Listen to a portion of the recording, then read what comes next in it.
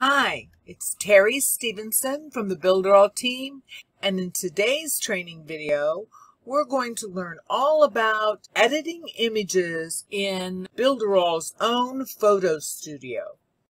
Today, we're going to learn what's on the photo studio dashboard. Why should I install the mobile app?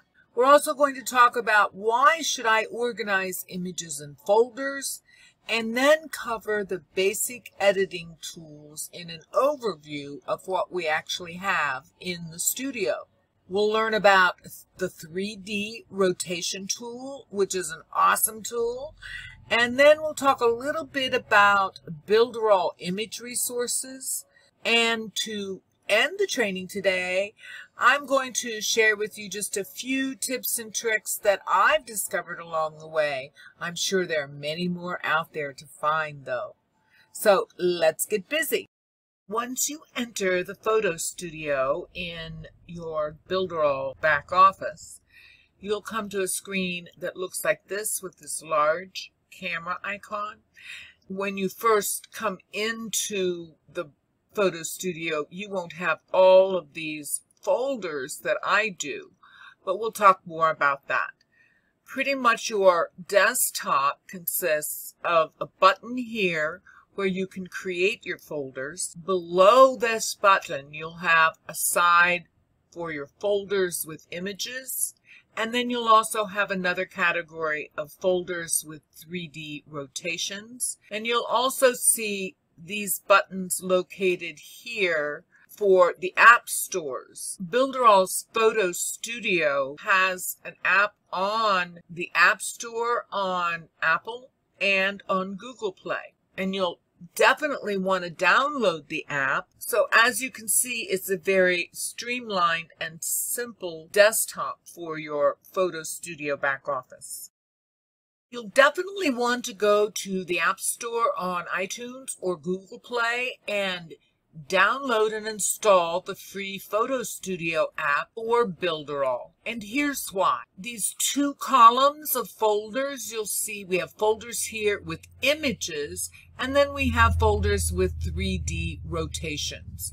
If you install the app on your mobile device, it'll be much easier for you to connect your images from your mobile device to the Builderall Photo Studios to create your 3D rotation. It's very easy to do. You just click on whichever button is appropriate for your operating system.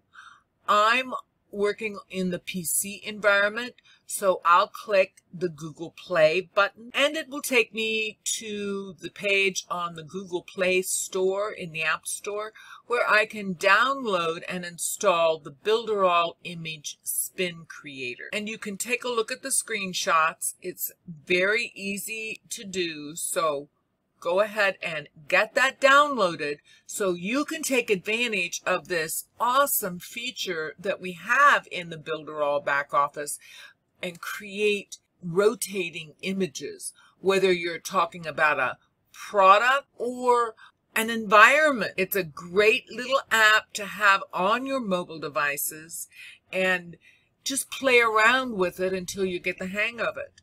So take the time to do that and get the full benefit of your Builderall Photo Studio. It's very important to keep your projects organized into folders. You'll find that the more and more projects you do, websites you build, video wrappers you create, whatever you're working on in the Builderall back office, you're going to find your collection of images growing. So start now and be sure to create a system where you know where your images and resources are and can be found. It's very easy to create these folders. Click the New Folder button. It brings up a card, create a folder. I'm going to name this Training. And even though you make the folders the same, I'm going to create a training folder in the 3D rotation side. So I need to click and put a check mark in the folder for 3D rotation option here and create that folder. There you can see I have a folder added now, and I can click OK. It's exactly the same process to create your folders for your regular images, except you don't click that 3D option. You can devise your own folder system for whatever works for you, but begin it now, and that way, if you're working with clients or handling multiple projects, you'll know just where to find what you're looking for. Let's take a closer look at the tools and what it looks like inside these folders. I'm just going to click on an existing folder that I've already uploaded images to. And when I click on that folder, I want you to notice it brings up all the images I have added to that folder. But clear at the top here, right up here in the top left-hand corner, you're going to notice Home and the name of the folder. This breadcrumb menu, that's what this is called, a breadcrumb menu, will give you the ability to navigate back to the photo studio and go to another photo.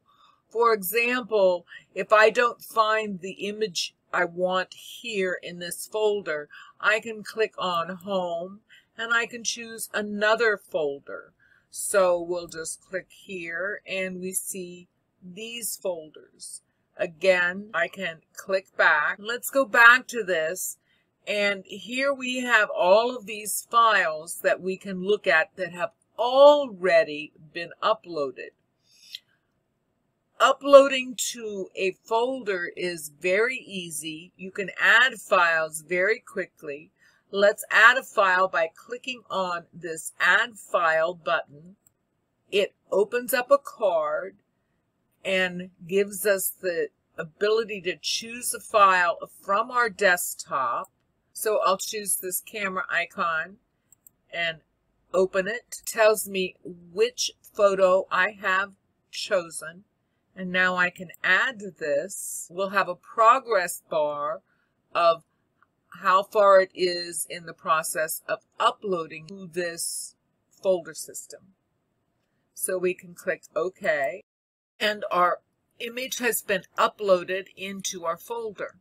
Now we can either delete it or edit it. You'll notice on this card about the image, it gives you the dimensions, 468 by 589 pixels, and the name. You can also tell what kind of format the image is in, of course, by the file name. You can see we have some JPEGs here and some PNGs, some PNG images. That's the basic information on the card.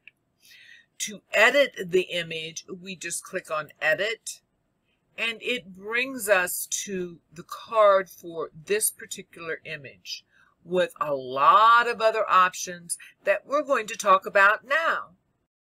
On the expanded image card, you have several tabs here on the right-hand side where you have options to edit the image. The image appears here on the left-hand side. So let's choose this size option, and right below it you'll see profiles. If we click on profiles, you can create a profile by using the current options, or you can apply a profile to it once you've created some profiles, or you can delete the current profile. That means you can create several different options, different profiles for each image. We're just going to go ahead and go right back to that size option and talk about scale now. Here underneath scale, you have two options. You have the option to do a proportional scale or a stretch scale. What that means is that if you take the proportional scale, it's going to keep the same aspect ratio of this image, which means I can use this slider here on the width. I can use a slider and I can change the width of the image and it will stay the same portions. Same with the height. I can change the height. I can also do the same thing by stretching the image. Let's say I wanted to stretch this and make this a fat camera. I would just change the width. Most of the time you'll want to leave it proportional, but there are occasions you'll want to stretch or shrink your image in some way. So that's your scale option. You also have the option here to crop the image. This slider controls the cropping from the top. You can see we've cut off part of the arrow. We can crop it from the left, the right, and we can even crop it from the bottom. So you can hone in wherever you want that image to be cropped. You can also create a square thumbnail. There we go. There's a square thumbnail. Or a circle. You can use these arrow keys. We can also rotate it. See how that rotates? We can change the width of the canvas and the height of the canvas and change the color of the canvas. Position it in the center or all of these positions. Northwest. See how the canvas is coming in now? Let's make it a little bit taller. You can see it. There you go. And you can see how that is now on a pink canvas and it's cropped in a circle. Let's go right back and change that to let's do a green background, and then you can save it. Let's move to the next tab to the right, light and color. Here we have the light options. First is our brightness, and you can use the slide rule to adjust the brightness wherever you like it. We also have the contrast. There's a low contrast. Slide the rule to the high contrast. Can adjust the exposure, low exposure, and a high exposure. Back to the center. If you have shadows, you can decrease the shadows or increase the shadows, and you can see how that altered it when we made the shadows heavier. So those are your light options. And now we have the color options. Here we have hue. We'll take it down on the hue bar and it goes all the way to red. And I'm just going to move it up a little bit, and we can see it's moved into the yellow range now. There we are at the green range. We're turning to the blue, purple, and pink. So you can see you can change the hue here. Let's just take it down to the center. Saturation, of course, the same thing. A low saturation and a high saturation. So I brought them all back down to 0 now. And for the lightness as well, you can see low lightness, high lightness. So by adjusting these settings, you can come up with all kinds of variation. So let's move to the right to the Effects tab. Here we have several options. We have grayscale. To select grayscale, you just check the box and it turns it to a grayscale. You also have the option to choose a color tone from this drop-down menu. Right now we have it on none. We could choose sepia, and there's sepia, sunset, which is a little bit warmer, and cold, which brings in the blue tones, the cooler tones. Let's go back and choose none, and we'll unclick grayscale. We also have the option over here on the right to blur the image, blur it at many different levels. And you can see here, if we take it down, now that's only blurred at an 8, but this comes in really handy. Let's say you have a reveal that you want. You want to show a product, but you don't want to completely reveal it at this point. You can blur the image or anything like that. It's just a really handy little edit. Moving down, we have a mirror reflection. And if you click that, you can choose the mirror reflection. You can have a spacer like this. Let's go back to 0. There's one, just a 1 pixel line between them. This can be very handy when you're editing composite images. And a composite image is where you take one image and layer it with other images to create a different effect. Sometimes you want that line visible, sometimes you don't, so we'll just take it out. You can also determine the reflection height, so we'll remove that option right now and go back to the original image. A frame, you can choose a solid frame or a 3D frame, which gives it a bit of a beveled edge appearance. You can change the width of the frame. There you can see the 3D appearance much easier. And of course the color, go back to none. Now the one effect that I didn't show you in this segment is the vignette. The reason I didn't show you that effect was I wanted to use a different image to demonstrate the effect. So we're going to choose this puppy dog here, this cute little puppy dog, and edit it. Go to effects, and if you're going to use the vignette effect, you can change the scope of the vignette. And what the vignette is it's like a little fade out frame. You can see here, you see it a lot in professional photography. And you can also change the color, and now you can see you have a pink vignette. Depending on where you set this numerical value, that will determine the frame of the vignette. The next tab over is our text tab. So let's click there and let's find out what we can use with this option. Here we have all of your options for text. The first one is the text itself. So you put your cursor in this field and you can put anything you want in there for text. Let's put in puppy love. Right now we can choose a color here. It's selected at black, but we can change that. Let's change it to white. Click OK. That changes the color of the text to white, and there it is. You can see right here.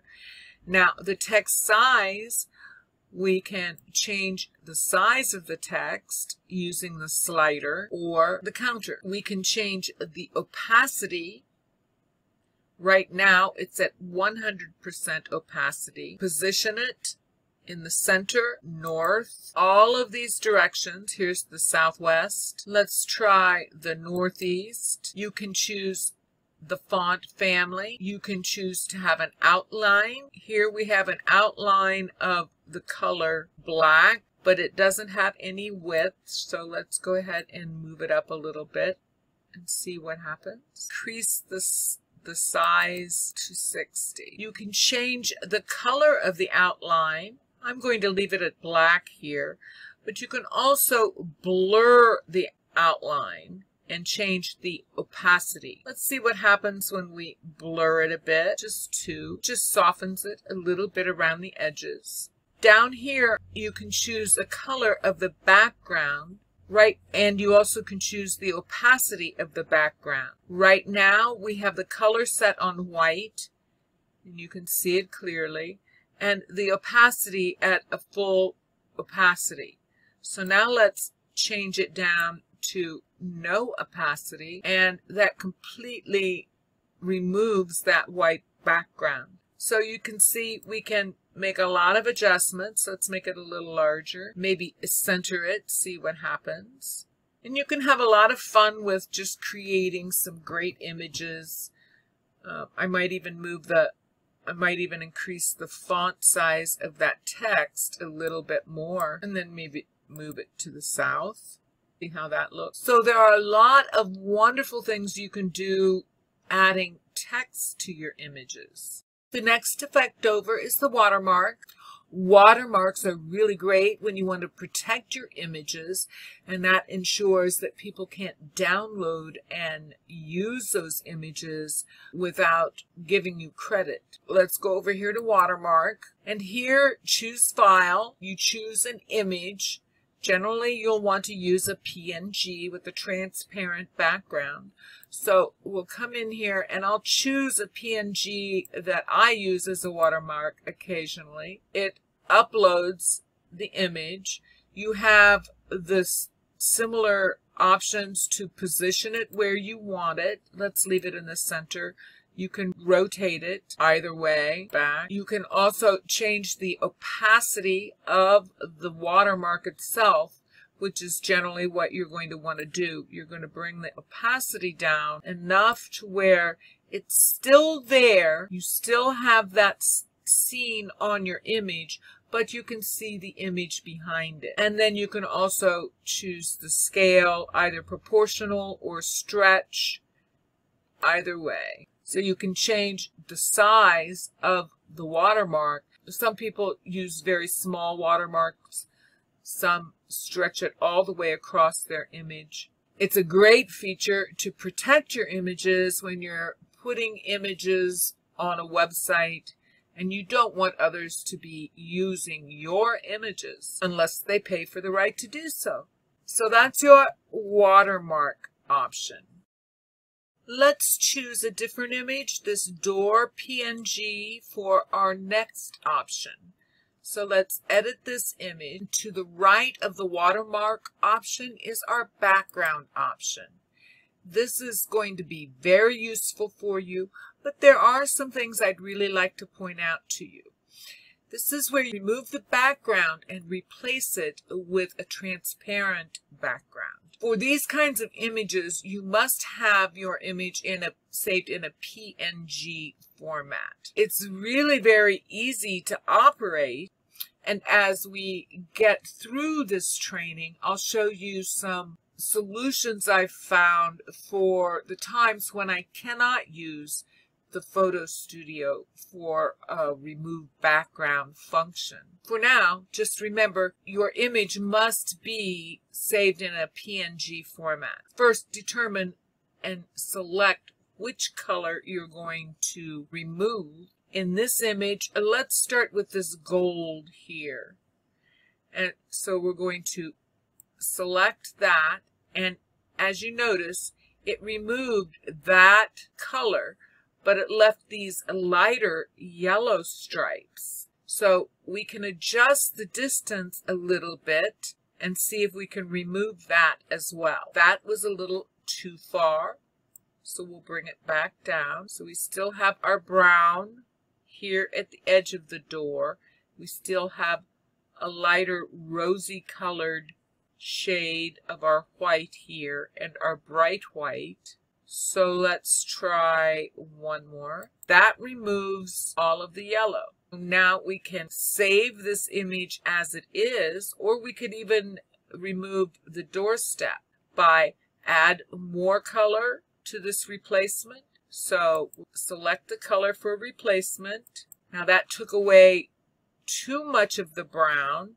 So again, we can back it down until our door frame appears, and you can see we can just begin to see the outline. So I can edge it down a little bit more till I get just at 1, you can see. So now we have the faintest image of the outline and our open door, so we can save it.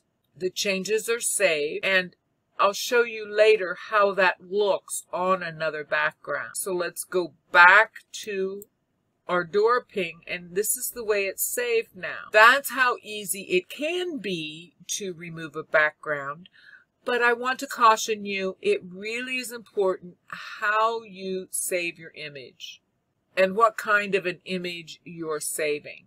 For example, we have this puppy dog image. Go to background, and you'll notice the background has a lot of the browns and golds, the same hues in this that are found in the dog's body. So if we select these colors, you can see what happens. There's enough of a reflection in the image to even select the green. You're going to pull a lot of the green casts and the green hues out of the image of the puppy. Now, that can be a really great effect for an image.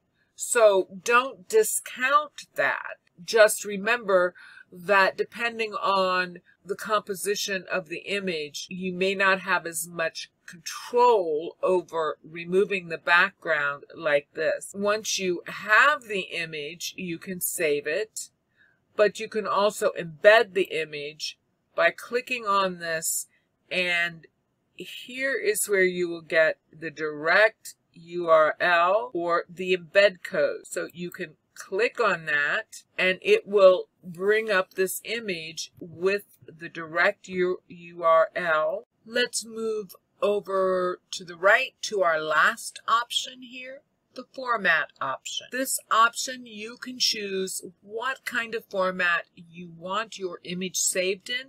You have the option to save it in its original format. For example, if you're working on a JPEG, you're going to save it as a JPEG. If it's originally uploaded as a PNG, it will be saved as a PNG. We also have the option to choose JPEG, and you also have the option to choose a WebP. WebP is a compressed version of the file. It's a format that compresses the size of your image to make it faster to load and is even lighter than a PNG. So you can save your images in any of these three options or all of these options. We've spent quite a bit of time talking about how to edit our images, our regular images, which are all on the left-hand side here in these folders. We're going to spend a little bit of time and learn how you can create 3D rotations with images. If you recall, we created a new folder named Training on the 3D rotation side to the right of our desktop. And what I've done is I've gone into my backyard, into the bottom part of my backyard, and took a series of 18 images in a 360-degree view. It's important to keep those images in the proper order, though, because if you get them out of sequence, out of order, then you're going to have a really wonky animation. So be certain you get them in the proper order.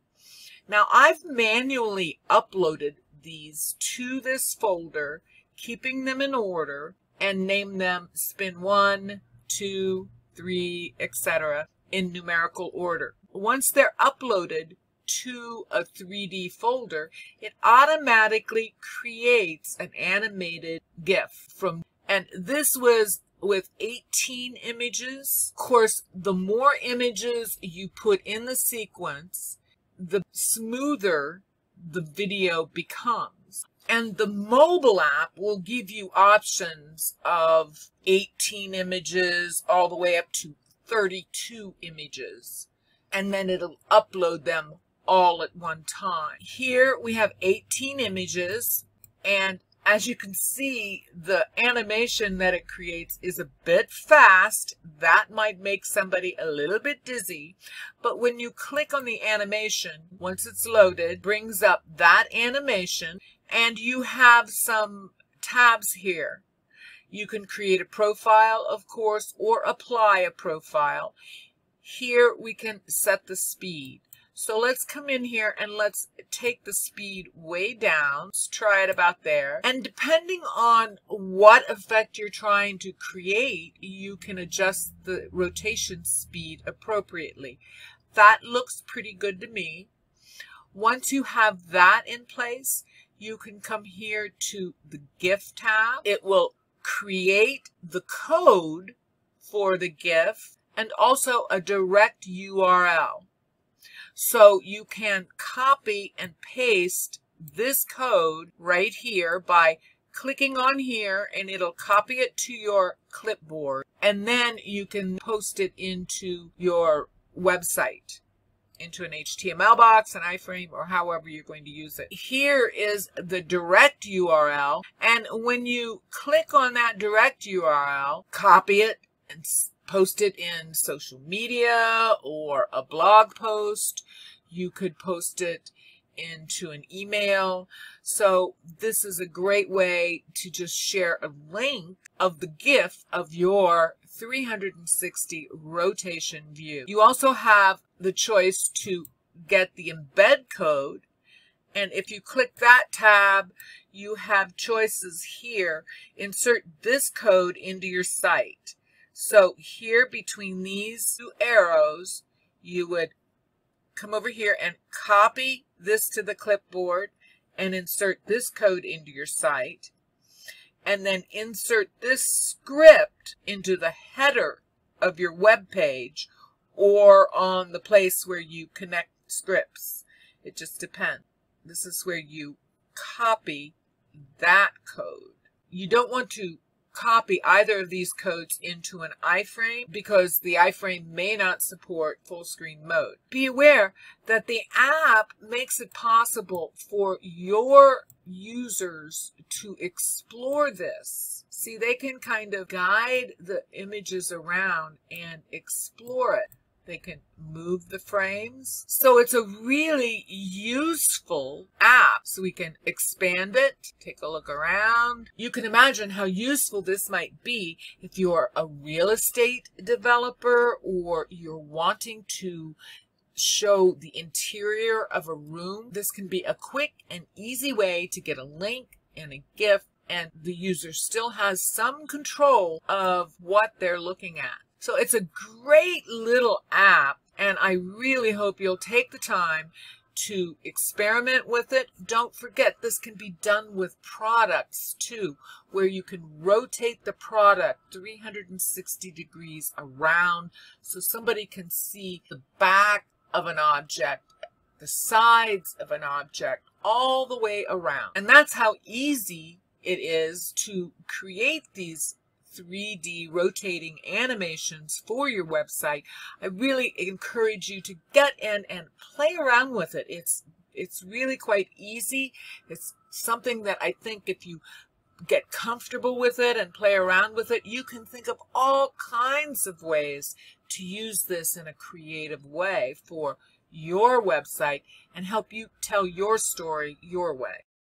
Now that we've looked at the tools and gotten a feel for what we can do in the photo studio, I'd like to spend a few minutes giving you some ideas you might not have thought of about places where you can find great images that you'll be able to use on your websites.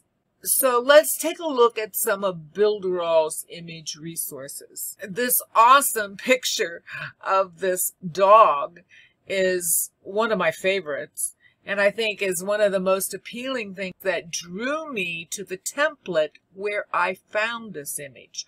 So let's get into the back office and talk a little bit about how you can resource some of your images from the templates in the Pixel Perfect Builder itself. Here we are in the back office in the Pixel Perfect Builder. And I've clicked on a new website so I can take a look at my templates. And this is all categories here. And if you haven't spent any time looking at these templates, I really encourage you to spend some time and look, because they're not just full of ideas, they're full of great images that you can use in your websites. To check these out, just click on the view, and as you can see, it pops up here. And let's say you wanted this image. All you'd have to do is right click and save the image as, and then remember where you saved it and what you named it. So for instance, I could right click, save image as, let's name this training TV. It's a PNG image. We can see that here, and we're going to save it into that folder. Now I have that image available to me. You can do the same with icons and buttons and these little icons here. All you'd have to do is right click, save image as. So take the time to look through here and find those kinds of images that really appeal to you, or perhaps work for a particular project that you're working on. Now, I happen to know that cute little dog picture, I just scrolled down here until I saw this adorable little doggy face and click on the view. So I clicked on this and I wanted this image. Now, when I click on this image and try to save it, I notice that this is not going to save as a PNG image because that image is on the banner. It's actually part of the banner on that website. So let's cancel out of that. And a great way to work around that is just to use your snipping tool. So I'm going to click New, and then I'm going to snip whatever part of this page I want to use as an image. And now I have a PNG of the dog. So I can save as and save it just where I want to on my desktop. Click out of that and I have this image now. So as you're looking through some of these templates and you find something that you think is just perfect, you can use these images either by snipping them, copying them and pasting them, or by right-clicking and saving the image if it's an image. See, this is an image, so it would allow me to save as a JPEG. But since our dog is actually an image on a banner, we had to use the snipping tool.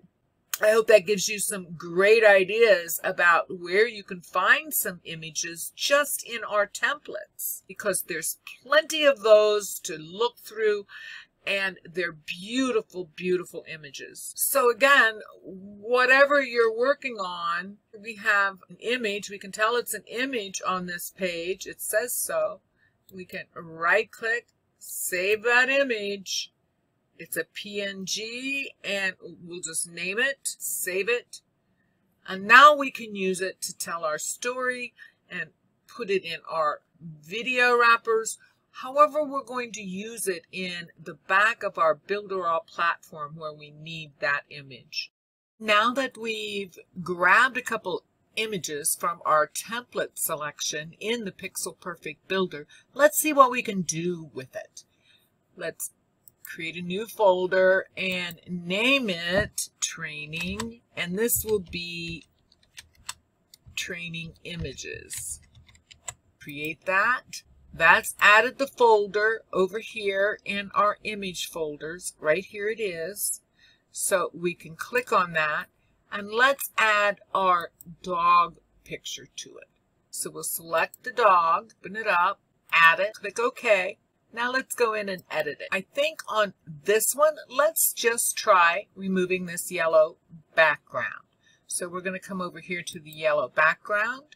We're going to select the yellow. We still have a little bit of a yellow cast around our dog. We'll increase the distance until the yellow disappears, little by little. Looks like we're nearly there. That might be just a bit too much. There. That looks pretty good. So we can remove this background and then change it to a format, and we're going to change it to the original because it was a PNG. And now we can save this image, or we can embed it. If we save the image, it'll save it in our directory. Changes saved, okay. And if we want to embed it, it'll give us the direct URL, and that's our dog on the dark background. Or we can create an image with the zoom by copying this script right here to our clipboard right here. And that copies it to our clipboard, and it will add a zoom function to this image. But let's go ahead and close out of that. Now let's go back to our training images. And you see our dog PNG, dog1 PNG with a transparent background is now in that folder. Let's add another file. Click Add File. We'll add this file. This image file has been added. Click OK. And as you can see, we have an image, but it's an image of text on a red background. So let's edit this image. So we have a very bold headline, and that's what the text reads. It is a very bold headline on a red background. Let's play around with this image and see what we can do with it. First of all, let's click on the background and we'll just remove the red background. Save that image. Let's go back to our training images. And we now have that image saved with no red background. Let's add it again. Click OK. We'll take the same image, edit it. This time on the background, let's remove the white. Click that. We'll save it. Back to the images. Let's add the file again. Now we're going to edit this one. This time, we'll remove the orange. Save it. Let's add it one more time. Edit it. And this time, we're going to remove the yellow. Get in there to the yellow and save it. Now we'll go back to our images and let's talk a little bit about why I did that.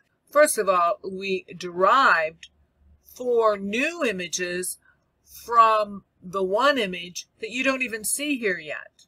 Let me add it again just so you can compare it. So here's the original image. Let's save these 4 new versions of our image to our desktop. I'm going to right-click and save the image as an image in my folder on my desktop. So I'm going to save this one as, let's just call this headline A, and I'll save it in a folder. So we've saved that one. Let's go back to the training images, go to the next one, click on it.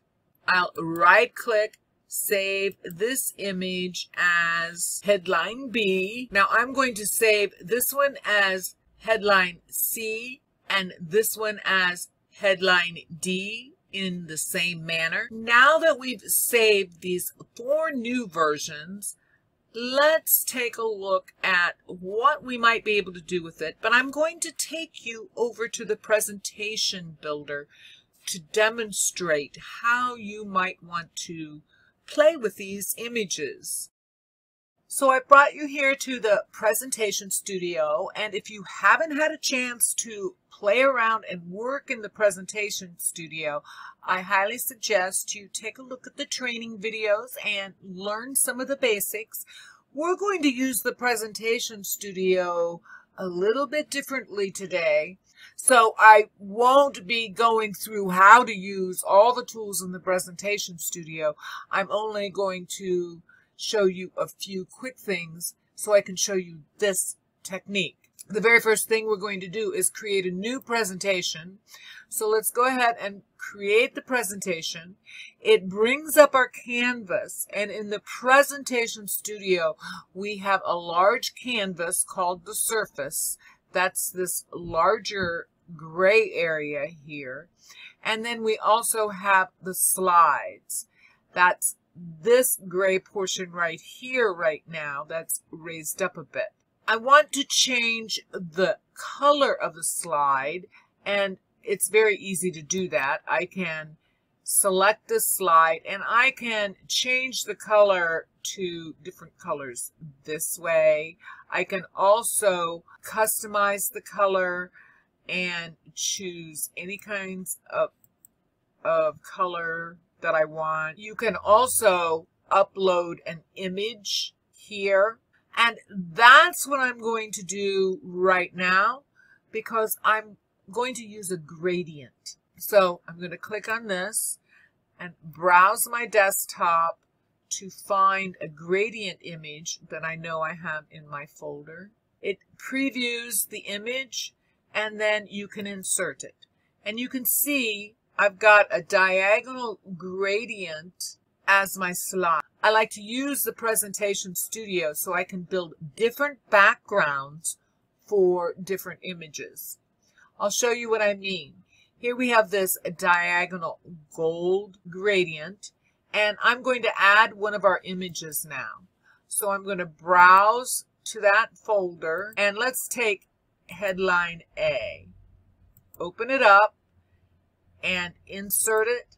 And you can see now I have this headline image, which is a PNG with a transparent background, because we removed the red background, remember, and it's on the gradient. I could even place this on wherever on this gradient I want and take another snip, save this image, and now I have another image, only this time I've replaced the red background with the gold background. And I can delete this image by clicking on the X. Let's insert one of the other images. This is headline B, so we'll insert that. Now, instead of this being white, I can position it there and even do a gradient. Keep in mind, I can add other images. Here I have a blue background that has the transparent stars. So I can change this like this. I can add this up here. You see, by layering this, now I have a blue background. I can still create yet another version of this image and change it entirely. So we have a lot of possibilities of how we can layer images. Let's add our pug. Open it up, and this is what he looks like, and we're going to insert it. And you can see we can place the pug anywhere we want. We can have him have yellow eyes. We can have him have blue eyes. We can have him have red eyes. It's really a lot of fun when you begin to make layers. And you can do that with shapes, sizes. Keep in mind that this is very flexible. You create the images and the compilations that you want and that you can use. And then you can capture that image and import it as an image into your photo studio. I know this has been kind of a crazy way of showing you, but I hope I can get the idea across to you that with the tools we have in Builderall, we can make all kinds of compilation images, headlines, text, icons, logos, all kinds of things right here in our back office. I'd like to show you a few more little ideas that you can adjust to whatever your needs are at the moment.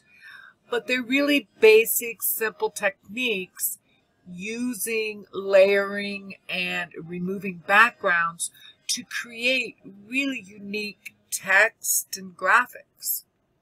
So I created an image that I'm going to upload into our photo studio. Image I created, it just reads build it with on a green background in large letters, and it's a PNG. Let's edit it. We're going to go to background. We're going to remove the white, the letters, and then we're going to save it. And here's our build it PNG. So if we click on this and then save it, save image as, we're saving the image as a PNG image. Let's save it as build it. Now I've saved that image on my desktop. So now let's go back to our presentation studio and create another slide. Here we are on the next slide. This time I'm going to put in an image for the background of that slide, and I'll choose, let's choose this gradient. Insert the image. Now I can choose that image that we just created, build it to, place it on the slide. Well, I'm going to make it larger. I can do that by resizing the image. Now what I'm going to do is I'm going to go ahead and take a snip of this part of the image. So let's do that. And I'm going to save it as Build It 3. So we have this image saved as a ping. I'm going to go ahead and delete this and go back to our image manager. I'm going to upload that image. Build It 3, open it, add it. Here's our image. So we have this image now, but what we're going to do now is we're going to remove the green background. So I'm going to click on that, and now I can save it. So let's go ahead and save this as image 4. Now let's go back to our presentation builder. Let's change our background out though. We're going to change the background on this selected slide. We could put anything in there. We could put a color. We could do just about anything we want. Let's put a different kind of an image on there. Let's just grab this the stars background. So now I have, this is a composite image, but I can add my image 4, and you can see I now have transparent background, but my text is in the gradient. You could also do the same effect and have the letters made out of this fiery cosmos or the stars here. You can put any kind of an image there and use this technique to create letters made out of the image that's on the background. This easy technique of removing the backgrounds and layering them will give you a lot of options to create unique, customized graphics in an easy, simple way. So play around with that a while. I hope you find it useful. I have one more topic I'd like to talk with you about, and it is about removing backgrounds on images. While our photo studio is a very robust tool in itself, let's use this puppy. And you see this puppy is a PNG file. Let's see if we can remove the background. You can see what happens. Remember we talked about that before? Because of the tones in the image, it removes too much of the dog itself for us to really get a clean background removal. Even if we shorten the distance, you can see here it's pretty difficult. So in instances when I'm working with difficult images that really have too much going on and a bleed through, I generally use a resource outside of the photo studio to remove the background. And I thought I'd share that with you here. If you go to remove.bg, the website's URL is remove.bg. You can use this free background remover on images that are really difficult. For example, you can select photo or enter the URL. Let's put that dog image in there right now. Open it up. It loads it, and you can see you get a much better, cleaner background removal, and then you can just simply download it. So this is a really handy resource for removing those backgrounds that are really difficult to remove. And I'm not knocking the capabilities of the photo studio. It is very robust and has a lot of features in it. But when I really have a difficult background to remove, I'll use a tool like this. So this is a resource I really wanted to share with you out of this, and take a look at it at some point, get really good results. And remember, the URL for this website is www.remove.bg. We've covered a lot in this training video about editing images with Builderall's Photo Studio. We learned what's on the Photo Studio dashboard and why you should install the mobile app that Builderall has to download those mobile pictures directly into your Photo Studio so you can create those great animated rotating videos. We learned how important it is to begin right away to organize your images in folders so you know where to find them. We looked at all the basic editing tools, and we learned how to create a 3D rotation image. Then we talked about all the image resources that we can find right in the Pixel Perfect template section. And we moved on from there to learn a few quick tips and tricks that can help with layering and compiling composite images using some of the tools we have in our Builderall back office. And we ended by taking a look at the remove.bg website, a free resource for removing backgrounds from difficult images. I hope you found all the information useful. And if you've never done any graphic design, I hope this gives you the confidence just to get in, play with the tools, and learn how quickly and easily you can create great images, great headlines, great icons, all inside your Builderall back office. I hope you learned a lot, and I look forward to seeing you in the next training video.